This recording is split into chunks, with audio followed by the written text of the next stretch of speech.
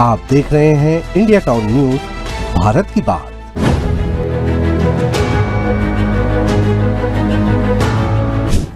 क्या हक के लिए आवाज उठाना जुर्म है? क्या आम नागरिक अपनी समस्याओं को लेकर सिस्टम के खिलाफ आवाज नहीं उठा सकता है? जी हां, ऐसा ही हो रहा है मध्य प्रदेश में। यहां आदिवासियों ने अपने हक के लिए आवाज क्या उठाई? पहले उनके आशियाने उजाड़ दिए गए, फिर पूरी बस्ती की बिजली सप्लाई बंद कर दी गई। चलिए आपको बताते हैं कि कहां के आदिवासी परिवार के साथ इस तरह का बर्ताव किया जा रहा है। सारी जानकारी आपको विस्तार से बताएंगे। बने रहिए इंडिया टाउन न्यूज के साथ और मैं हूं आपके साथ रंजना राज।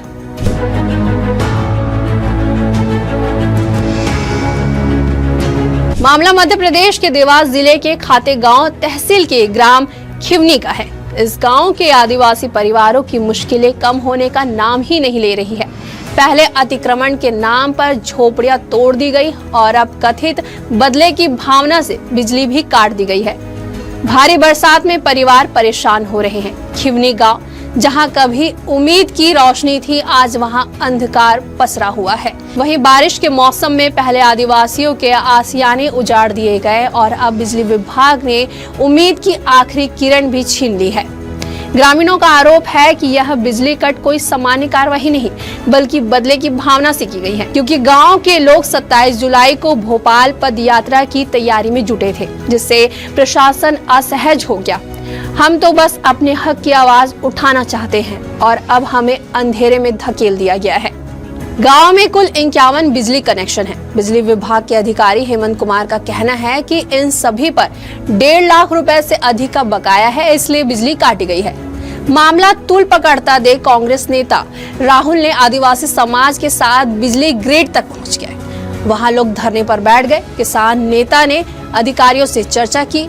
दबाव के बाद विभाग ने बिजली पुनः बहाल किया है। उन्होंने जैसे ही पदयात्रा का ऐलान किया भोपाल के लिए, वैसे ही सबसे पहले इन्होंने खिवनी की लाइट काटी है। मेरा सीधा कहना है यहाँ के डी से कि कान खोलकर सुन लेना, यदि तुमने लाइट काटी तो मैं पूरे के पूरे ग्रिड को बंद कर दूंगा और जब तक खिवनी वाले की लाइट चालू नहीं होगी तब तक लाइट चालू हम होने नहीं देंगे। यदि जेल भेजना है तो भेज देना, हम भी देख लेंगे। तुम्हारी एसडीएम को भी बताया है और एसडीएम साहब से भी निवेदन किया है। एक 15 मिनट के अंदर लाइट चालू नहीं हुई तो हम सब वहां जाके परिसर की लाइट काटी। आप छोटे छोटे किसानों की, छोटे छोटे लोगों की लाइट सिर्फ द्वेष भावना से काट रहे हो।